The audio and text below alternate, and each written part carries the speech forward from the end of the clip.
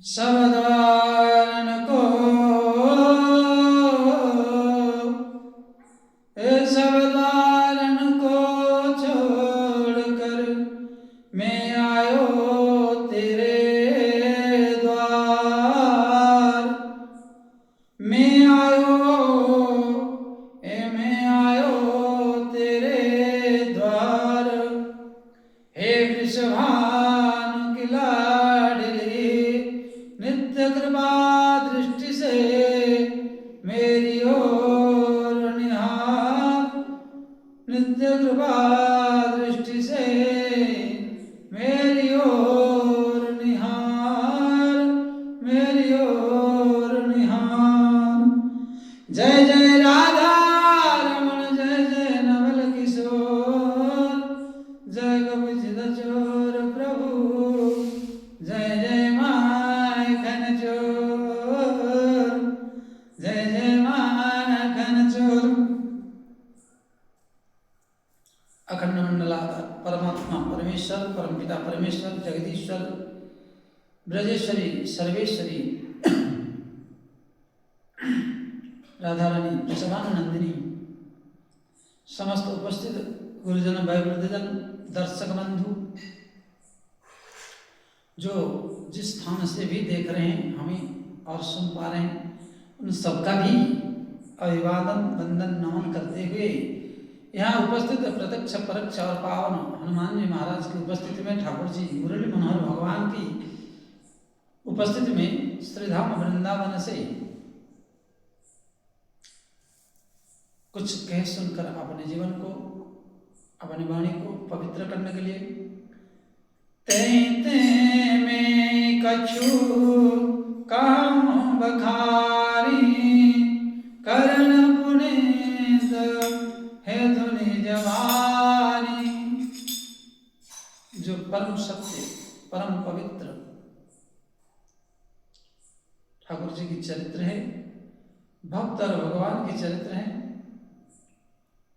आइए सुनेंगे दोबारा हरि संकीर्तन।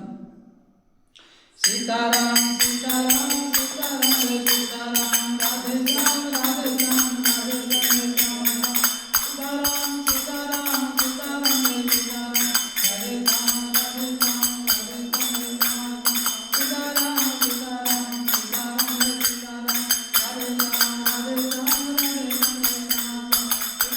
सीताराम सीताराम राधे श्याम राधे श्याम राधे श्याम सीताराम सीताराम सीताराम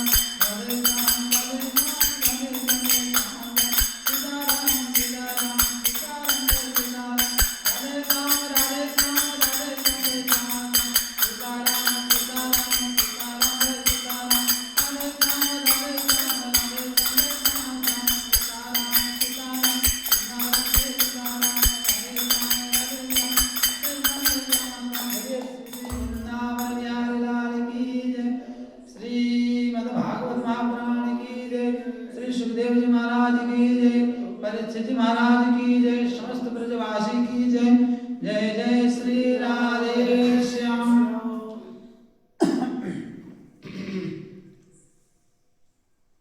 व्यास जी महाराज अनेक जीवों की कल्याण के लिए और यह कलिकाल की जीव जो क्षुद्र मानसिक विचारधाराओं से ग्रसित है उनसे कैसे छुटकारा हो उनकी जीवन कैसे मुक्त हो और कलिकाल में लोगों की कामना अनेक है। पहले युग में भी कामना होता था इसका मतलब नहीं कि पहले युग में कामना नहीं रखते थे वासना नहीं था लेकिन उनका बहुत बड़ा होता था। जैसे हिरण्यकश्यप वो क्या सोचता था कि इंद्र को जीतूंगा उस हरि को मारूंगा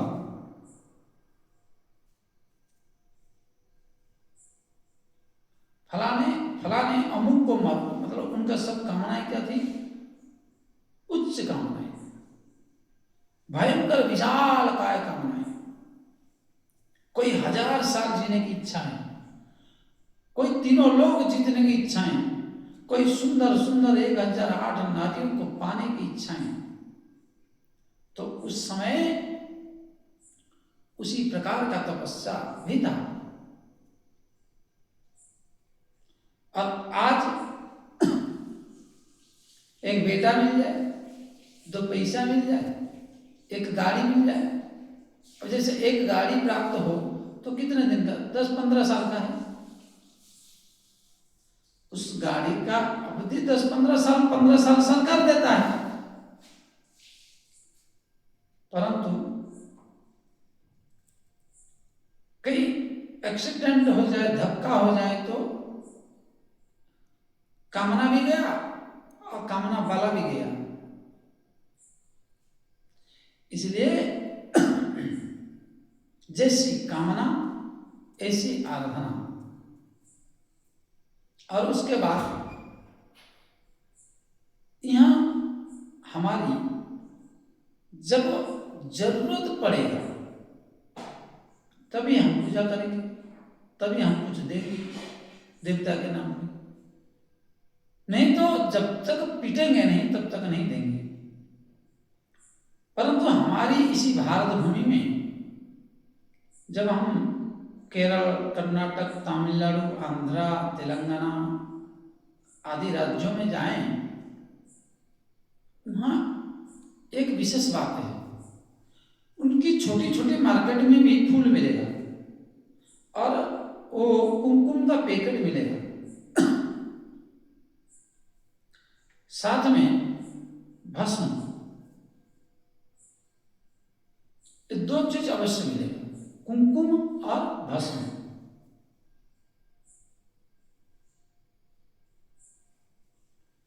और फूल वो भले नहीं खाएंगे परंतु 5 रुपये का फूल जरूर लेंगे। और उनकी प्रातः क्रिया में ठाकुर जी को पूजा करना है। उनके जो भी इष्ट हो, शंकर जी हो सकते, नारायण हो सकते, कार्तिकेश्वर हो सकते, गणेश जी हो सकते, कोई भी हो। दक्षिण भारत में एक ये प्रावधान है। और उन कुमकुम भस्म को उन अपनी आराध्य इष्ट देव को या कुल देवी देवता को या उनके द्वारा जो भी पूजा जा रहा हो उनको पूजने के बाद उस कुमकुम को, उस भस्म को धारण करेंगे। उनकी एक विशेषता है जो हमारे उत्तर भारत में यह अभाव है। तिलक लगाने के लिए शर्म लगता है,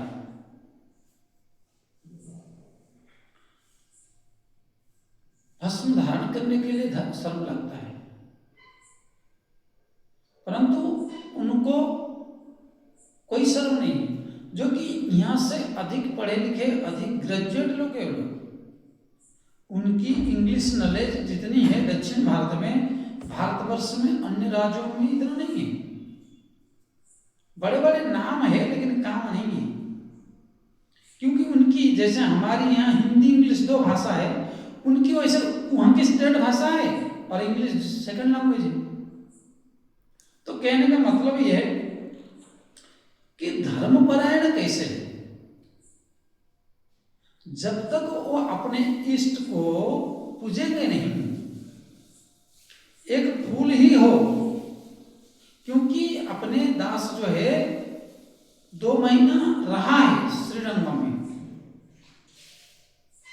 और देखा है इन नेत्रों से,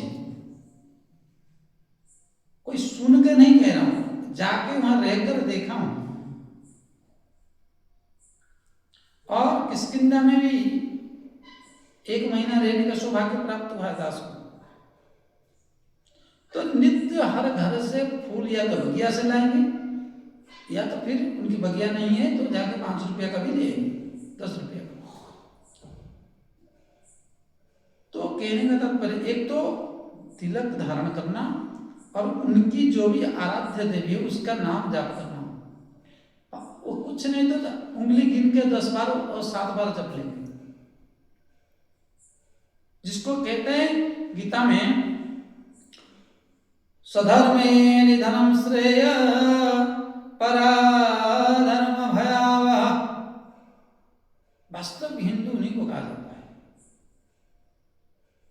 दक्षिण भारत वालों को ही नहीं, जो भी हो, जब तक आप अपने इष्ट को, अपने देवता को पूजते नहीं हो, तब तो घर से निकलना नहीं चाहिए, पानी तक नहीं पीना चाहिए। आज लोग असफलता, दुखी, घर में कलह, मारपीट, पिता पुत्र को नहीं देखना चाहता, पत्नी स्वामी को नहीं देखना चाहता, बेटी माँ को नहीं मानती, पड़ोसी वाले एक दूसरे को देख के जलन से ले। क्यों? क्योंकि जब आप स्वयं धर्म में परायण नहीं हो, मनमानी आचरण, स्वच्छंदचारी बन के घूमना चाहते हो, और देवताओं को, इष्टों की पूजा नहीं है, तो वो जब जल रहे और आप पेट भर भर के खा रहे हो, तो आपकी कुलदेवी, कुलदेवता, इष्ट देवी, इष्ट देवता, पितर देवता तो आपको कैसे सुख दे सकते हैं? और इन सब चीजों को ध्यान रखना चाहिए, इन सब चीजों को ध्यान पूर्वक, हमारे जीवन की एक अंग है, और जितना जल्दी हो सके हर हिंदू को यह गांठ बांधकर प्रातः क्रिया में इसको सम्मिलित करें कि हम पहले जागने के बाद, हमारी चेतना नींद खुलने के बाद, स्नान करने के बाद प्रथम अपने इष्ट का, घर का, कुल देवी देवता का पूजन करें। मैं आपको एक बात बताऊं, इसे हम तो 13 साल चल रहा था, घर छोड़े थे। 13 साल में हमको जब पता चला कि पिता को, माता को प्रणाम करने से भक्ति प्राप्त होता है, हम किसी को सुना और उसको भी देखा, वो भी प्रणाम करता रहा, तो हमने अपनी पिता को शायद दूसरी बार प्रणाम किए हैं, और दूसरी या तीसरी बार प्रणाम किए हैं, और जब तीसरी बार मैंने प्रणाम किया, आज तक फिर मुलाकात नहीं। बोले श्री वृंदावन बिहारी लाल की जय। मतलब भावना, पिता की आशीर्वाद से भक्ति को प्राप्त हुआ। ये नहीं कि मैं पिता के आशीर्वाद से कुकर में प्रविष्ट हो गया। कई लोग इस कथा को सुन के ये कहेंगे कि अरे पिता को प्रणाम करने से तो घर नहीं लौटता। इसका अर्थ ये नहीं लगाना चाहिए। पिता की माता जी तो छोटी उम्र में चली गई थी, 6 साल की अवस्था में, परंतु पिताजी थे तो हमारे लिए पिता ही सब कुछ था।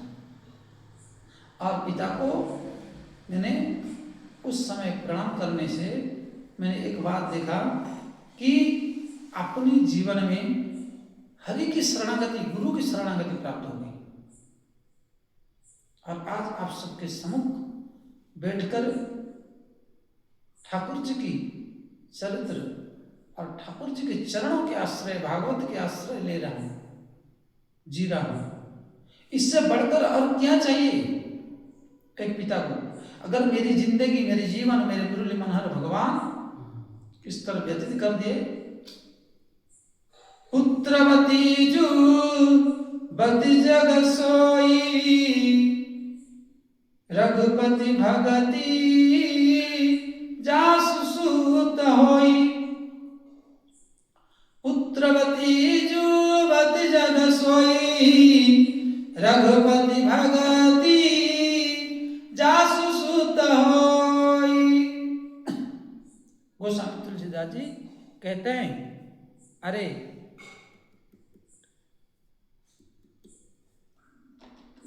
बोले पुत्रवान वो है, श्रेष्ठ वो है जो भगवान की हो गया और भगवान की दिव्य चरित्रों को गान करता है। और भगवान भक्ति भजन करके आश्रय लेके जीवन यापन कर लिया, हरि भजन कर लिया। बोले धन्यास्ते ते।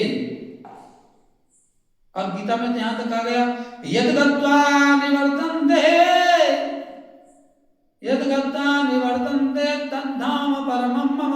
भगवान शंकर मम परमं धामम, मेरा भजन करने वाला मेरे उस परम धाम को प्राप्त करता है जो मेरे बिना अन्य किसी को नहीं चाहता। अनन्य चिन्तयन्ते माम ये जनाः पर्युपासते तेषां नित्यभियुक्तानां योगक्षेमं वहाम्यहम्। जो मुझे अनेक प्रकार से सोते जगते उठते बैठते चिंतन करता है, मनन करता है, और हरि की शरणागत हरि आश्रय में अगर मेरी जीवन अंतिम संस्कार तक चला गया या जल समाधि तक संतों के वैष्णव के कंधे में मेरी यह शरीर विसर्जन हो जाए, तो मेरा माता पिता का जीवन गोस्वामी तुलसीदास जी महाराज की वाक्य के अनुसार मेरे माता पिता भी धन्य हो जाएंगे। और मेरी माँ मेरे को जो 10 महीना 10 दिन गर्भ में रखा और जो तकलीफ सहन किया, जो इस संसार में मुझे लाया था, वो धन्य हो जाएगा जब मेरी जीवन मेरी रघुनाथ राम नाम में मेरा जीवन निर्वाह होकर उनकी आश्रित पूर्वक निष्कलंक मेरे रघुनाथ मुझे पार कर देंगे।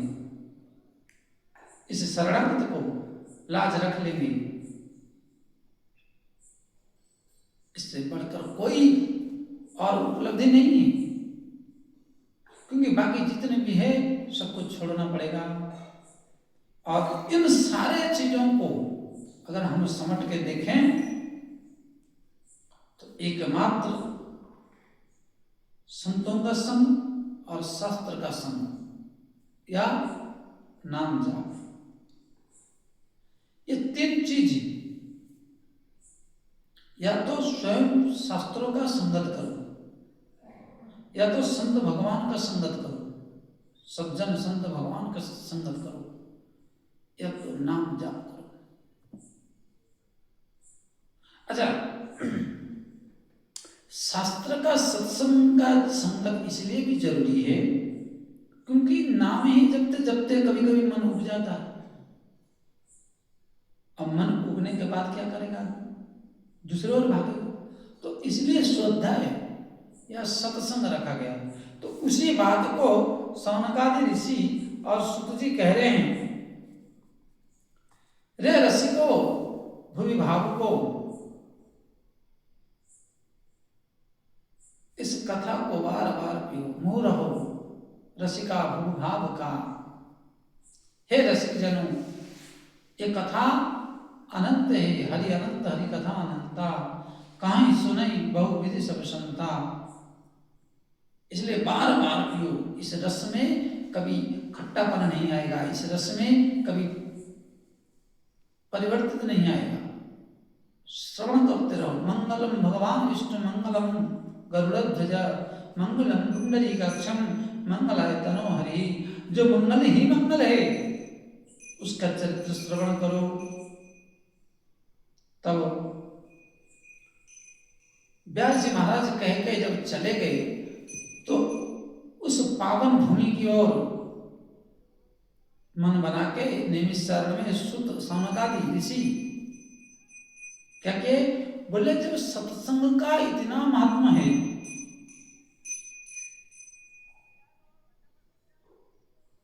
जब सत्संग का इतना महत्व है तो कई 1000 वर्ष किया जाए, कहाँ जगह चुना जाए, कहाँ पर जाए?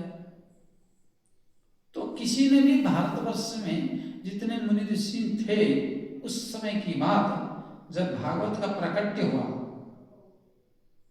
तो प्राकट्य होने के बाद, प्राकट्य के बाद जब परंपरागत प्राप्त हुआ, सौनकादि ऋषि सुत जी महाराज कहने की चेष्टा किए तो कहाँ किया जाए,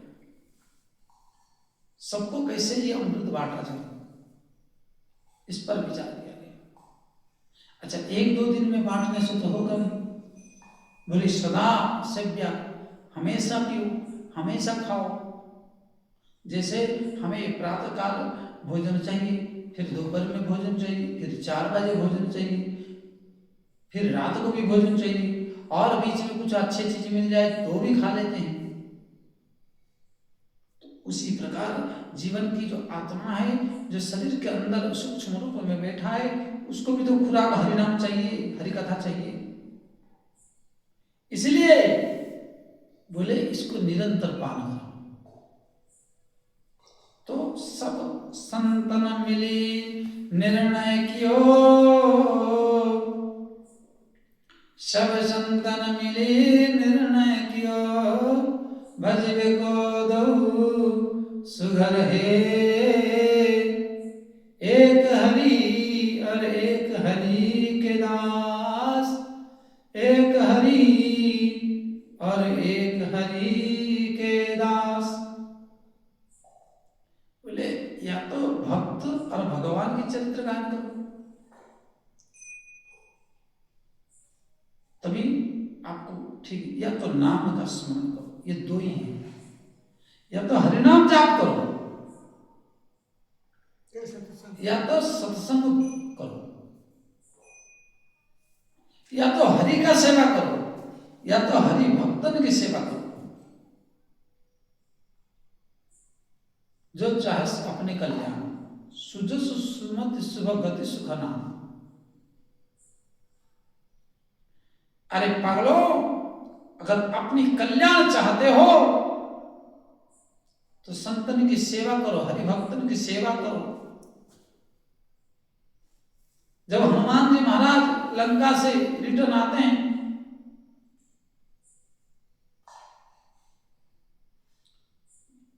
वापस,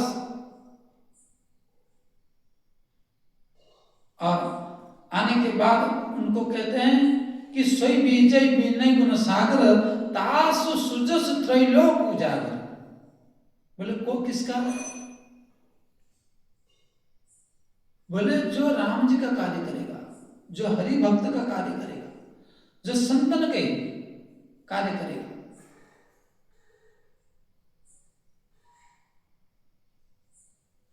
जो चाहे अपनी कल्याण, सुजस सुमति शुभ गति सुख नाम।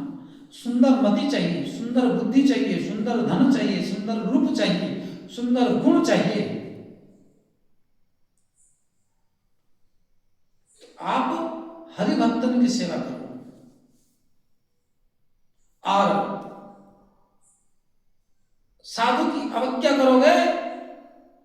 विभीषण की अवज्ञा करने के कारण रावण को भी मरना पड़ा, रावण को भी तिरस्कार होना पड़ा हनुमान जी महाराज की एक मुक्का में। इसलिए मैं आज कह रहा था कि आज जो आश्रम में लींबू का पेड़ उखाड़ा गया है, किसी दुष्ट ने इस लींबू का पेड़ 2.5-3 साल का था, ठाकुर जी की संपत्ति को उजाड़ा है। मैंने कहा महाराज किस किस से लड़ोगे, तुम तो बस हनुमान जी को यहाँ का मालिक बनाओ, बाउंड्री रक्षक। वो लंका में जैसे राक्षसों को धम मार के किए थे, बजरंग माँ का घेर ले चरण का बांध दे गड़ी पिछड़ी, जिसने धर्म की राह बिगाड़ी, अधार रगड़ो उसको जो न माने किसी को। बस 2-4 ऐसे रगड़ेंगे हनुमान जी महाराज जो यहाँ को उजाड़ने की विचारधारा में रहते हैं, मघेरा और मुरली मनोहर भगवान की जगह को उजाड़ने के विचार में आते हैं, संतों की परिश्रमों को उजाड़ने के विचार में आते हैं। उनकी घर में ऐसा उजाड़ कर देंगे जैसे स्वर्णमय लंका विध्वंस हो गया था।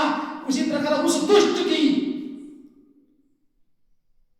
जो लींबू का पेड़ को उखाड़ के फेंका है, उसी प्रकार भगवान हनुमान जी भी उसकी उखाड़ के फेंक देंगे। तब उस दिन उसको पता चलेगा कि बजरंग बली का क्या महत्व है और मेरे चक्र सुदर्शनधारी मुरली मनोहर भगवान का क्या ताकत है। अरे हम तो तुच्छ है, आओ हमें 2-4 झपड़ लगा जाओ, तुम्हारी मन संतोष कर लो, लेकिन याद रखना अगर मुरली मनोहर भगवान सत्य है और साधु संत के तुम रखवारे असुर निकंदन,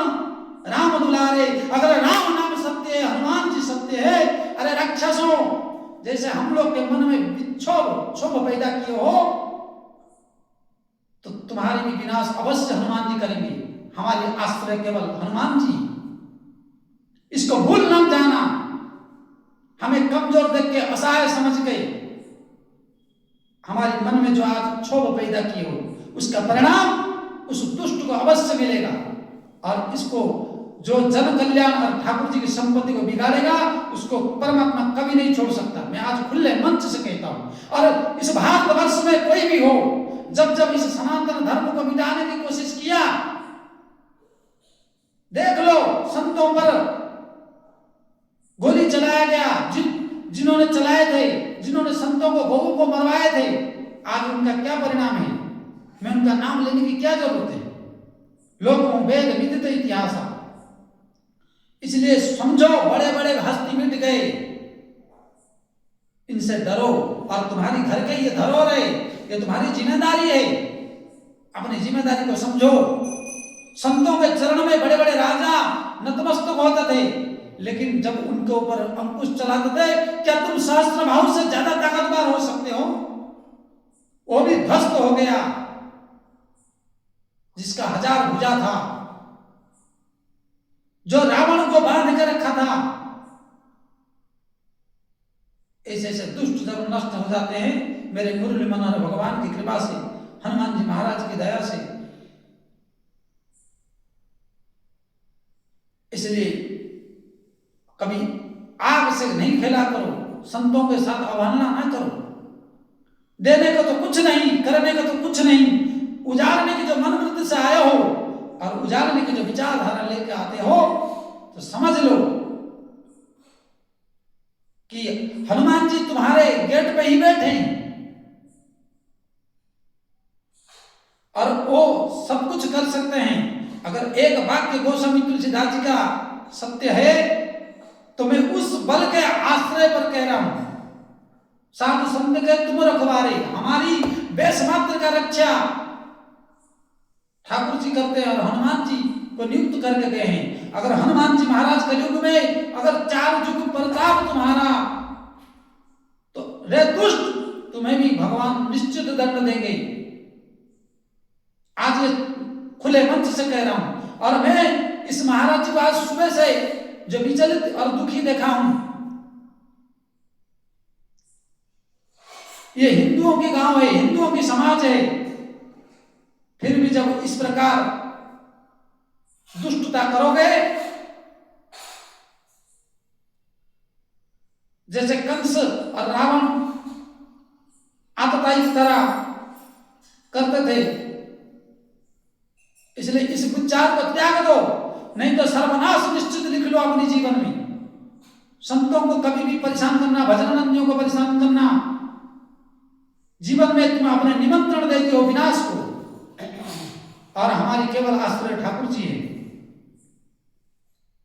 तुम्हारे पास जनबल, धनबल और जो हड्डियों में खून, गर्म खून दौड़ रहा है, उससे तुम मुझे मार सकते हो, पीट सकते हो, लेकिन याद रखना, तुम्हें ऐसा मिटा दिया जाए हनुमान जी की कृपा से कि तुम किसी लायक नहीं बचोगे, ना मर पाओगे, ना जिंदा रह पाओगे, पल पल मरोगे।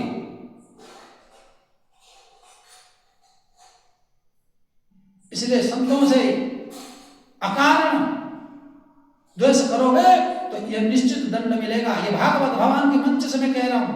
और भारतवर्ष में क्या, सृष्टि में कोई भी हो, अगर भगवान के आश्रय के बिना हमारा कोई अस्त्र नहीं ना हो, तो निश्चित यह अपराध उसको भोगना पड़ता है।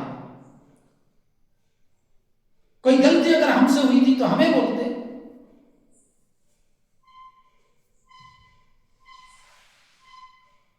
तुम्हारी तुच्छ कामनाओं के चक्कर में और मनमानी एक वृक्ष को, ये वृक्ष भूमि में आप सब देखे होंगे, जब प्रेम मंदिर वृंदावन में चलते हैं छठीकरा से आगे, तो बीच में नीम के पेड़ आता है, जो कि सरकार भी उस बड़े बड़े पेड़ को नहीं काटते हैं, ताकि वृक्ष के वास के लिए वृक्ष आए हैं। इतनी भावनाएं, इतनी सरकार में जागरूक है।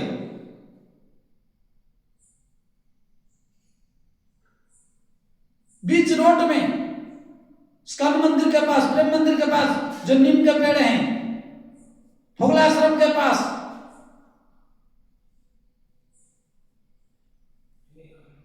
और परिक्रमा में कई जगह है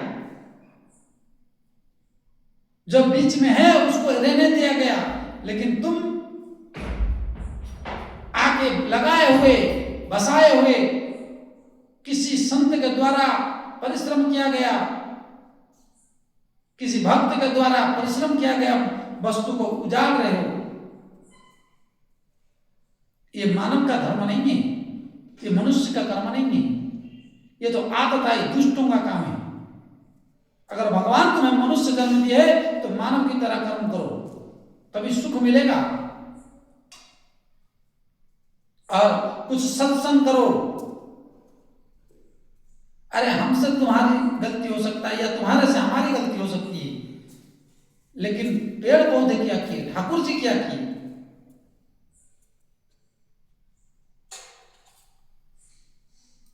इसलिए भर भर के सत्संग करो।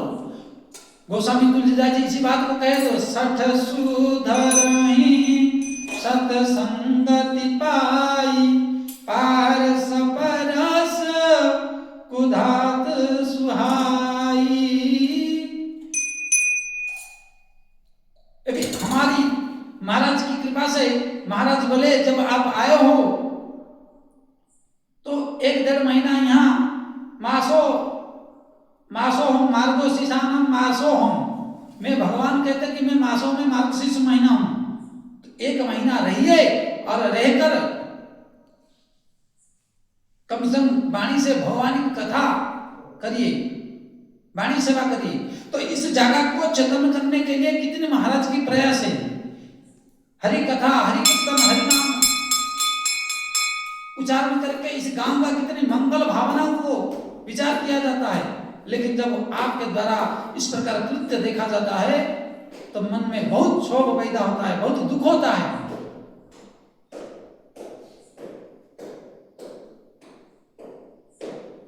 इसलिए अधिक से अधिक सत्संग और हरिनाम करो।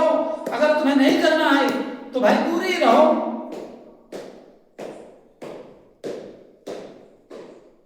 नहीं तो उसकी परिणाम हनुमान जी निर्णय करेंगे। बोले श्री वृंदावन बिहारी